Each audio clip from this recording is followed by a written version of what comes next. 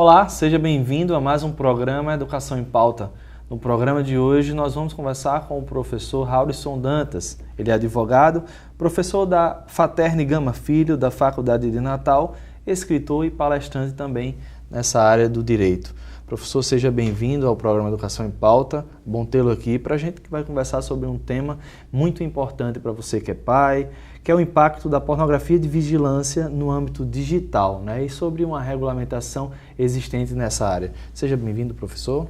Obrigado, olá a todos, satisfação de estar aqui com vocês.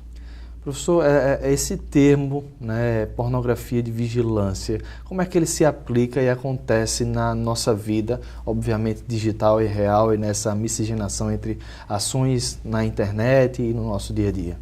Esse termo, ele é usado de várias formas, inclusive revanche pornô, pornografia de vingança. Todos eles derivam do inglês revenge porn, que é especificamente o ato de divulgar informações sem o consentimento das partes envolvidas, que tenham conteúdo especificamente erótico e com o intuito de ferir o outro. Hoje, lamentavelmente, é uma das formas mais utilizadas na internet quando um convívio é destruído. Então, em regra, tudo começa com jogos e brincadeiras, né? O casalzinho se envolve, começa a se filmar, começa a enviar vídeos e fotos uns para o outro. O nudes, que é uma prática muito comum hoje entre amigos, né, e companheiros. As famosas nudes, né? Então tudo começa com essa brincadeira gostosa de intracasal. Pertence a dois. Lamentavelmente chega um momento em que essa relação acaba e um dos envolvidos esquece que aquele material é feito para dois e divulga, transforma isso para muitos. Há diversos países no mundo que já criminalizaram essa conduta. Os Estados Unidos mesmo, que tem uma legislação estadual. Dos 53, 54 estados americanos, 25 já têm a revenge porn como crime. O nosso Brasil não tem essa figura legal ainda. De fato, o Brasil começou apenas a se preocupar com isso a partir de 2013, quando algumas celebridades começaram a cair na net. Essa foi uma das características que lançou um projeto de lei que depois foi considerado como a Lei Carolina Dickmann, que é isso? Foi por aí? Especificamente em 2013, nós tivemos o vazamento de informação de Carolina Dickmann. A partir daí se criou uma lei, a 12737, daquele ano, que protegia dispositivos informáticos. Então é a lei que não autoriza entrar em computador, que criminaliza a conduta de invadir servidores e computadores que tenham firewall. Não trata especificamente desse tema. De fato, o primeiro político brasileiro a se preocupar com esse tema foi o senador Romário. Então isso é mais recente. É bem mais recente. E o projeto dele foi apensado a vários outros projetos de lei que hoje tramitam mais ou menos ao mesmo tempo. Mas eu quero crer que nosso país ainda levará pelo menos mais um ano para ter uma aprovação final de um texto consolidado em que essa conduta seja criminalizada. Isso tem a ver com, e é outra pergunta que eu faço, antes da gente ainda explorar bem esse tema da pornografia de vigilância, a questão do Marco Civil da internet, não é? Ele deve ser instaurado mesmo na prática com esse tipo de tipificação desse crime? Como é que está isso na parte regulamentar do direito? O Marco Civil da internet tem uma lei geral, por isso que se chama de Constituição da internet. Ele é bem generalista. Não aborda esse tópico.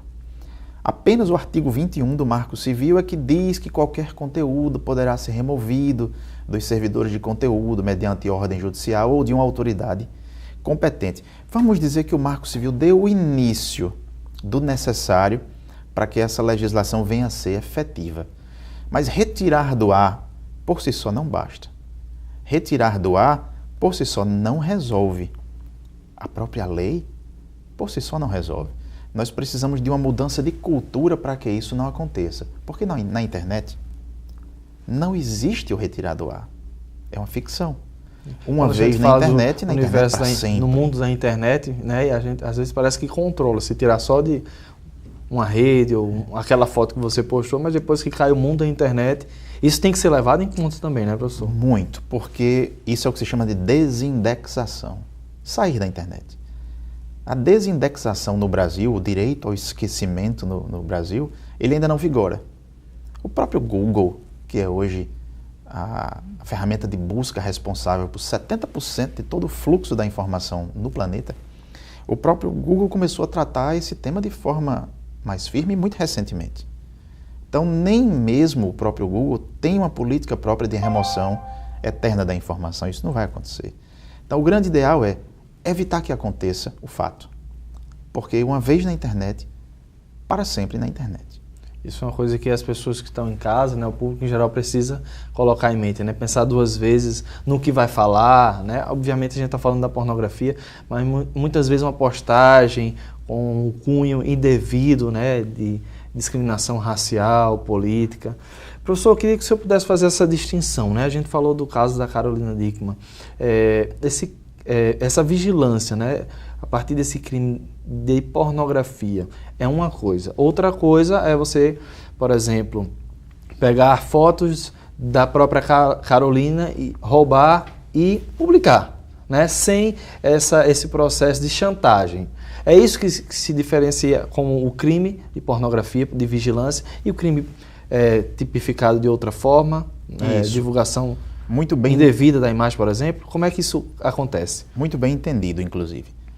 Para que seja a pornografia de vingança, revanche pornô, qualquer dos nomes que nós reservamos dar a esse tema, para que se configure, tem que haver o necessário desejo de ferir o outro que estava envolvido na relação da filmagem ou da foto. Então, quando você pega uma foto de uma modelo que pousou em qualquer revista, profissionalmente, por exemplo, e divulga, isso nunca vai ser vingança pornô. Não houve vingança. No máximo aí talvez um crimezinho de pirataria de conteúdo. Se um de nós fizéssemos isso com as fotos de Carolina Dickmann, ainda assim não se configuraria a vingança pornô, porque não há o desejo específico de ferir aquela pessoa com quem você tinha um envolvimento emocional. Nós não tivemos um envolvimento emocional com Carolina Dickmann, mas para o caso dela foi apenas uma invasão de computador. De privacidade, né? Uma invasão de computador que vai se resolver em outras figuras penais que talvez até já existam, mais apropriadas para o fato.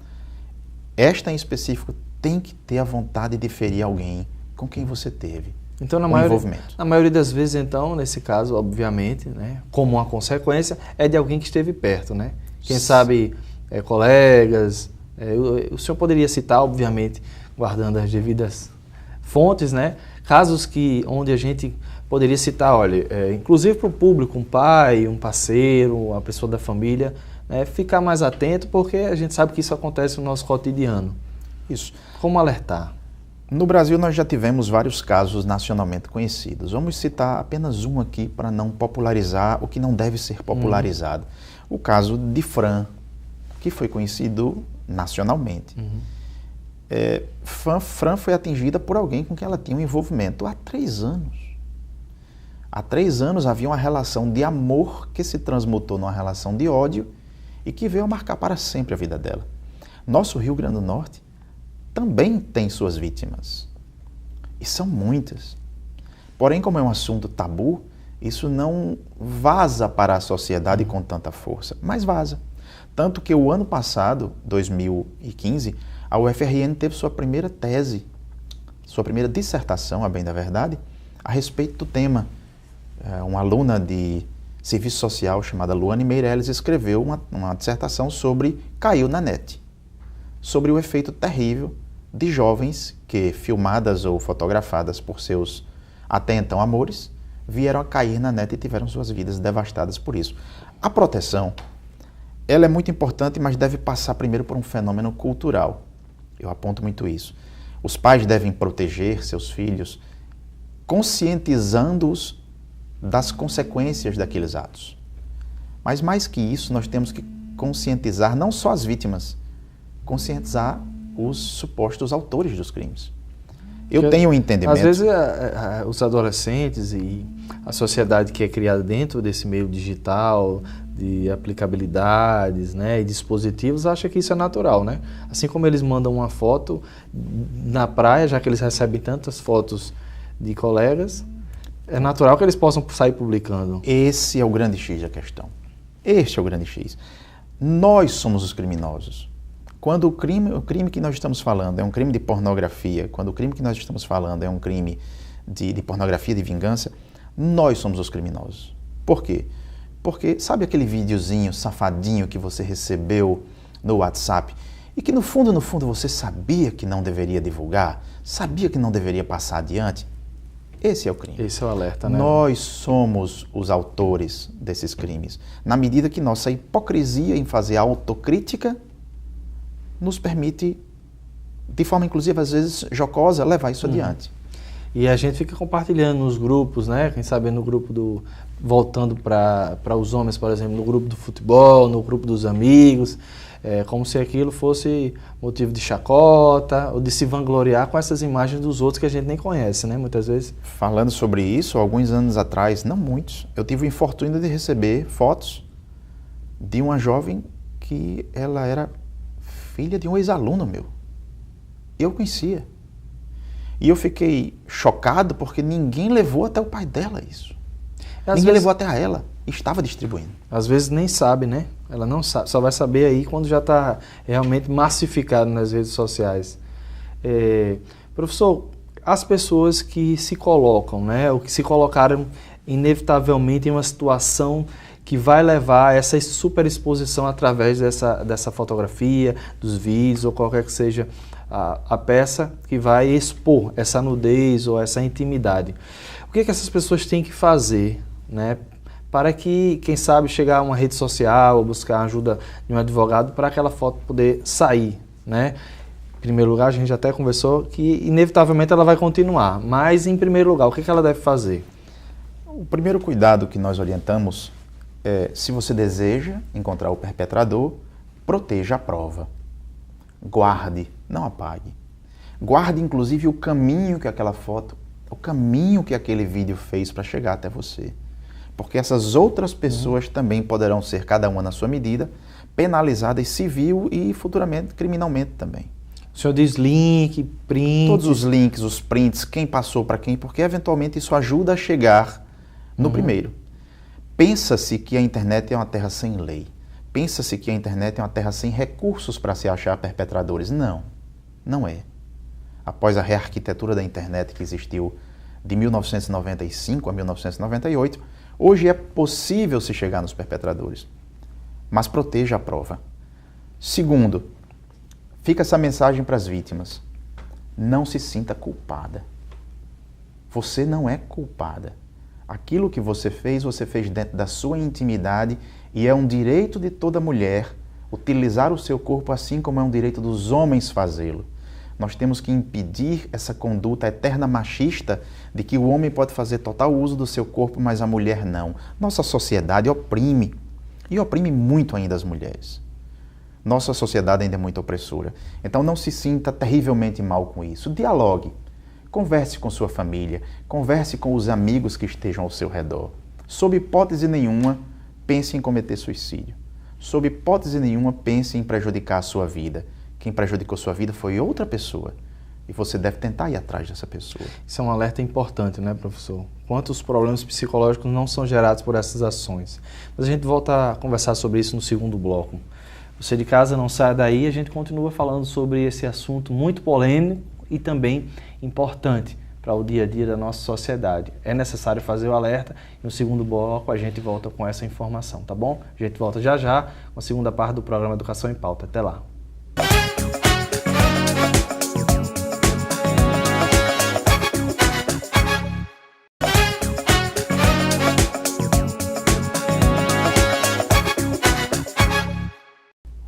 Voltamos no intervalo e a gente continua a conversar com o professor Haurisson Dantas, professor universitário, advogado, escritor e palestrante também, que hoje está conversando sobre um alerta, a pornografia de vigilância.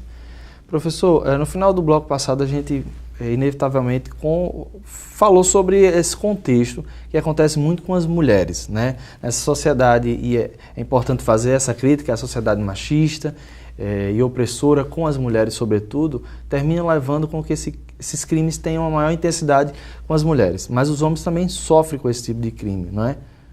O senhor não ouviu falar de já ter algum caso específico para essa área? Também há casos que envolvem homens. Então, também o homem ele é sujeito passivo do crime em espécie, né, do que a gente está conversando. Entretanto, a nossa preocupação é que o efeito sobre o homem ele é muito mais diminuto. A gente pensa que a sociedade mudou, mas não mudou tanto assim. Então, o homem que sofre esse tipo de intervenção, ele tem lá o seu efeito, mas a sociedade ainda o julga como o machão que estava lá exercendo a tarefa dele. Enquanto que a jovem, ela é humilhada, ela é chamada não só pela família, mas muitas vezes pelas amigas que a apontam na rua como a menina que não deveria ter feito. Já advoguei, até hoje, em 8 casos que envolvem esse tema.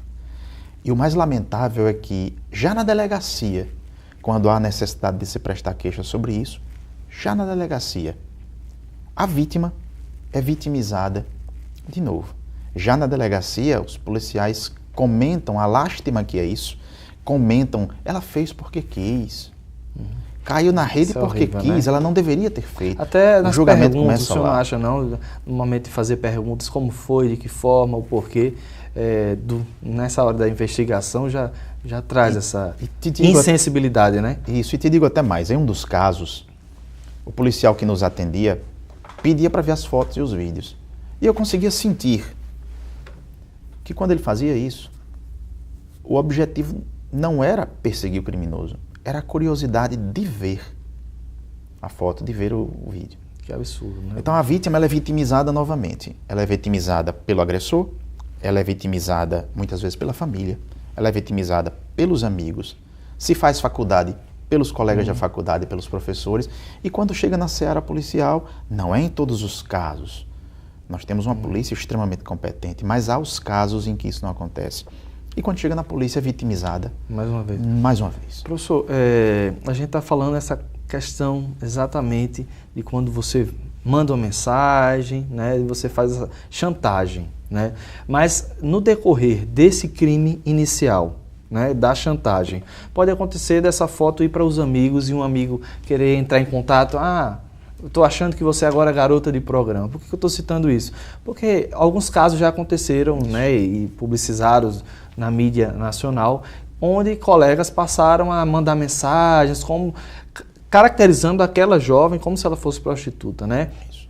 Que tipo de crime isso se configura? Também como esse crime ou tem outras finalidades ou formas de tipificar essa conduta dessas pessoas? Esse crime, assim como outros, ele finda sendo a porta de entrada para vários outros delitos. O primeiro que se acerca desse delito costuma ser o delito da ameaça. O agressor tomou notícia de que ela soube, começa a ligar para ela e ameaçá-la. Se você disser que fui eu vou matá-la, eu vou agredi-la, vou perseguir sua família. Então, note, um segundo delito já surgiu daí. Quando há envolvimento de chantagem, nós já temos um terceiro.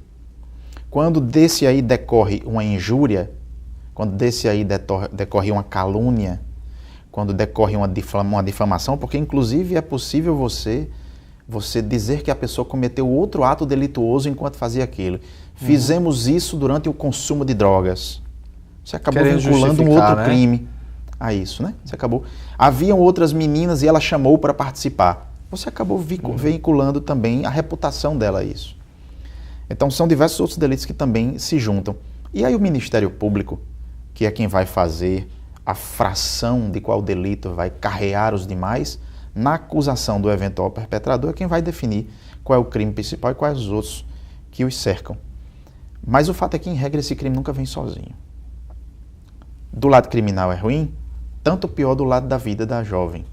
Nesses 8 casos que eu participei, nenhuma das jovens mais passou a morar no Rio Grande do Norte nos anos seguintes. Faculdades foram perdidas, trabalhos foram perdidos, porque isso, em regra, ocasiona uma demissão, sem que haja motivo. Mas, em regra, ocasiona uma demissão. No caso de, por exemplo, né, tem um filme do Hitchcock, aquele Janela Indiscreta, né? O vizinho fica investigando ali e observando. Já aconteceu algum caso desse, de quem sabe um vizinho ficar ali esperando alguém dar aquela bobeira e fazer uma foto? Ou quem sabe, voltando para essa discussão do gênero, um homem traiu a esposa e um detetive, ou alguém terminou pegando uma foto com essa característica e também fazendo esse tipo de crime, né? Chantagem? Aconteceu em 2009, para ser mais específico. Em 2009 houve o primeiro caso dessa natureza aqui no Rio Grande do Norte que teve grande proporção. Fotos íntimas foram vazadas fora de uma maldade inicial do perpetrador. Ele encontrou um filme fotográfico em casa, levou o filme para revelar. Na loja onde o filme foi revelado, nem ele mesmo viu a foto. Na loja onde o filme foi revelado, o funcionário da loja viu as fotos e dali distribuiu. Este primeiro que levou o filme para revelar respondeu pelo crime, porque ele que levou até lá. Todo mundo pensava que havia sido ele. Apenas após o decorrer da investigação percebeu-se que ele era inocente. Ele nem chegou a ter conhecimento de qual era a foto que estava lá dentro, que curiosamente era uma foto do irmão dele com o namorado do irmão. Ele apenas levou para revelar. E o perpetrador foi o cidadão que trabalhava no foto, que divulgou essas fotos. Então, assim, é difícil imaginar, ou talvez nem tanto na sociedade que a gente vive, o grau de maldade que lhe faz decidir avassalar com a vida de uma pessoa para sempre. Não só com a dela, a das famílias envolvidas, quando ela tiver filhos, dos filhos, e assim subsequentemente, porque isso nunca se apaga. Nunca se apaga. Nós temos aqui no estado uma jovem que eu não vou mencionar o nome. Ela não me autorizou a isso. Mas ela é uma corajosa. Ela resolveu enfrentar o problema de frente. Ao invés de se esconder, ela enfrentou. Sim, fiz. Sim, o corpo é meu. Sim, eu tenho o direito de fazer. Eu dei o direito a que fosse gravado para mim e para ele. Mas eu não dei o direito a você de ordem privada, de entrar né? na minha vida privada, de entrar na minha intimidade e de distribuir. E ela hoje é um marco. Porque ela mostra que a gente tem que compreender que a mulher não deve ficar nessa situação oprimida. Ela tem o direito de fazer uso do corpo dela. Isso não deve ser algo de tanta vergonha. E apenas com as pessoas que corajosamente encararem o problema, a gente vai conseguir alguma mudança cultural. Eu acho que aí está o grande X da questão. A mudança cultural. Esse é o maior desafio, né? Professor, tem algum agravante, né, por quem executou esse crime de alguma natureza? De ordem legal inicial, não. Porque ainda nem existe a figura penal para isso, né? Os agravantes viriam quando essa figura estiver bem delimitada, né? O direito penal, ele tem essa coisa de ser muito hermeticamente fechado. Ele é todo herméticozinho. Tudo tem que se anuir a uma figura. Então, como ela ainda não existe, não existiria um agravante para ela. Mas a gente teria agravantes morais, que eu acho que devem ser considerados com a mesma força. Isso sendo feito pelo namoradinho, pela namoradinha, pelo noivo, pela noiva, é muito mais grave do que por aquele, no meu humilde sentir, aquele parceiro eventual. E se isso é vazado com o conteúdo específico de ferir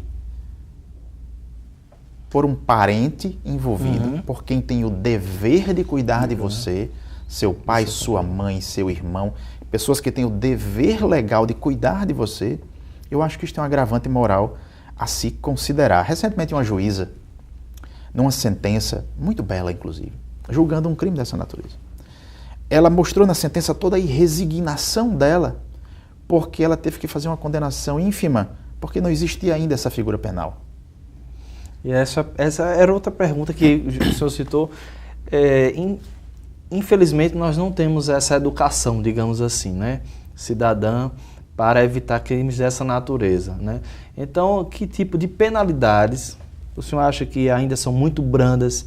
E se são brandas, elas terminam colaborando para que isso continue?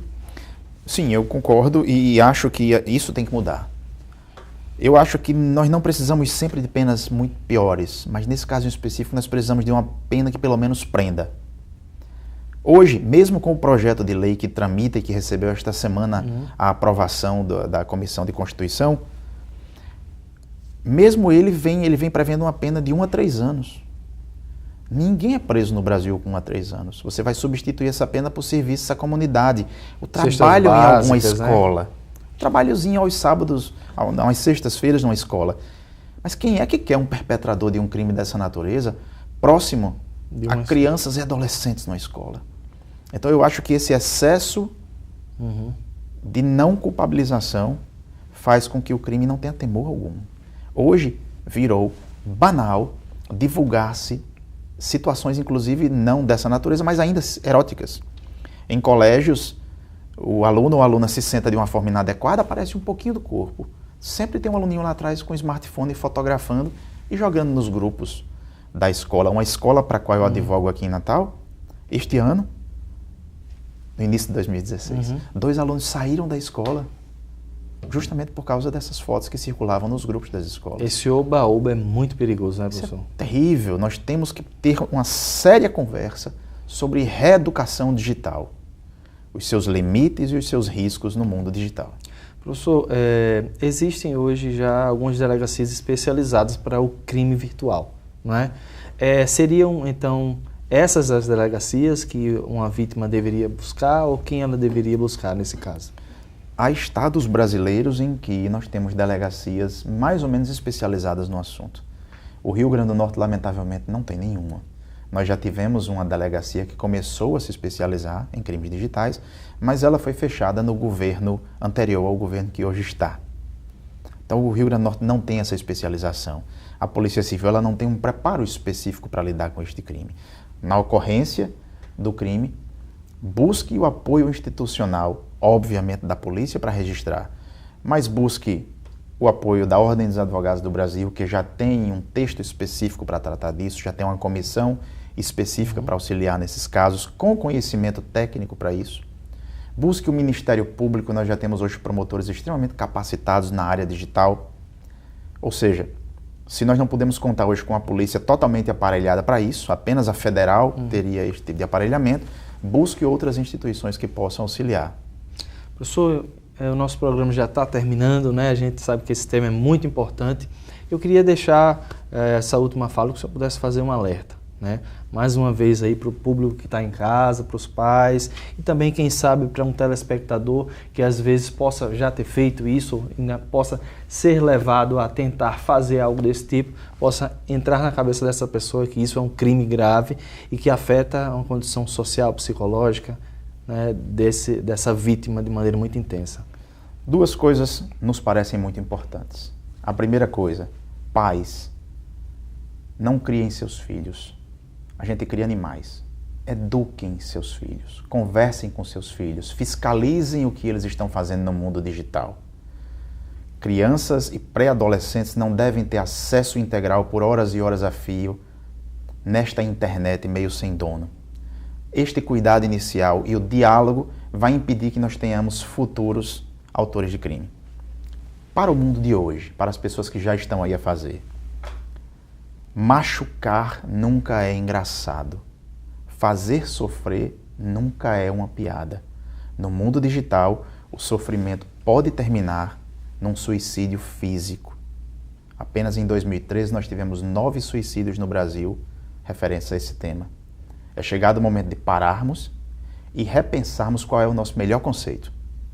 Viver ou proliferar informação sem gosto nos WhatsApps, Telegrams e todos os outros comunicadores da vida. Viver acima de tudo, a vida acima de tudo, a liberdade acima de tudo. Muito obrigado, professor. E a você de casa, muito obrigado pela sua audiência. Na semana que vem, a gente continua com o programa Educação em Pauta, mais uma vez às 10 horas da manhã aqui na TV Câmara, com assuntos voltados para a área da educação e da formação humana. A gente se vê no próximo programa. Até lá.